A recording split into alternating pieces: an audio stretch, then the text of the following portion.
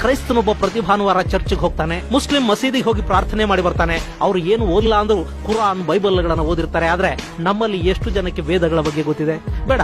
ಭಗವದ್ಗೀತೆ ಓದಿದವರು ನಮ್ಮಲ್ಲಿ ಎಷ್ಟು ಜನ ಇದೀವಿ? ಕತ್ತಲ್ಲಿ ಶಿಲುಬೆ ಧರಿಸೋದಕ್ಕೆ ಕ್ರೈಸ್ತನಿಗೆ ಸಂಕೋಚ ಇಲ್ಲ, ತಲೆ ಮೇಲೆ ಟೋಪಿ ಹಾಕೊಳ್ಳೋದಕ್ಕೆ ಮುಸಲ್ಮಾನನಿಗೆ ಸಂಕೋಚ ಇಲ್ಲ. ಆದ್ರೆ ಹಣೆ ಮೇಲೆ ಕುಂಕುಮ ಹಚ್ಕೊಳ್ಳೋದಕ್ಕೆ, ವಿಭೂತಿ ಧಾರಣೆಗೆ, ಮುದ್ರಾಕ್ಷತೆಗಳನ್ನ ಧರಿಸೋದಕ್ಕೆ ಹಿಂದೂಗಳಿಗೆ ಯಾಕೆ ಸಂಕೋಚ?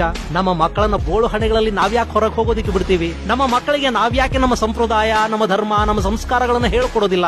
ಯಾಕೆಂದ್ರೆ ನಾವು ನಮ್ಮನ್ನ ನಾವೇ ಸೆಕ್ಯುಲರ್ ಅಂತ ತಿಳ್ಕೊಂಡು ಬಿಟ್ಟಿದ್ವಿ. ಬೊಟ್ಟಿಟ್ಟುಕೊಂಡು ಬಂದವನನ್ನ ಬೊಟ್ಟು ಅಂತಲೋ ಜುಟ್ಟು ಅಂತಲೋ ಯಾವನೋ ತಿರಸ್ಕಾರದಿಂದ ಕರೆದು ಬಿಟ್ಟಾನೋ ಅಂತ ಹೆದರ್ತೀವಿ. ಬ್ರಾಹ್ಮಣನನ್ನ ಪುರುಷಾರು ಅಂತ ನಾವೇ ಕರೆದು ಅವಮಾನ ಮಾಡ್ತೀವಿ. ಈಗ ನಮ್ಮ ಬಾಯಲ್ಲಿ ನಮ್ಮನ್ನೇ ಅವಮಾನ ಮಾಡಿಸುವ ಮೂಲಕ ನಮ್ಮ ಸಂಸ್ಕೃತಿಯನ್ನ ನಾಶ ಮಾಡ್ತಿದ್ದಾರೆ, ಕೊಲ್ತಿದ್ದಾರೆ ಅನ್ನೋದು ನಮಗೆ ಅರ್ಥ ಆಗೋದೇ ಇಲ್ಲ.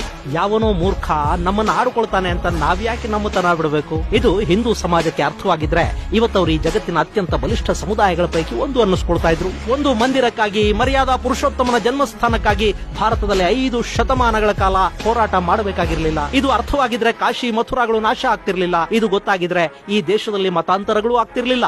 ಯಾರೋ ಆಕ್ರಮಣಕಾರರು ಇಲ್ಲಿಗೆ ಬಂದು ಆಳೋ ಪರಿಸ್ಥಿತಿ ಕೂಡ ಉದ್ಭವ ಆಗ್ತಾ ಇರಲಿಲ್ಲ. ಆದ್ರೆ ಏನು ಮಾಡೋದು? ನಮ್ಮಲ್ಲಿ 100 ಜಾತಿಗಳು, ಅವುಗಳಲ್ಲೇ ಮೇಲು ಕೀಳುಗಳು, ಶ್ರೇಷ್ಠತೆಯ ರೋಗಗಳು, ಕೀಳರಿಮೆಗಳು, ಸ್ವಾರ್ಥಗಳು.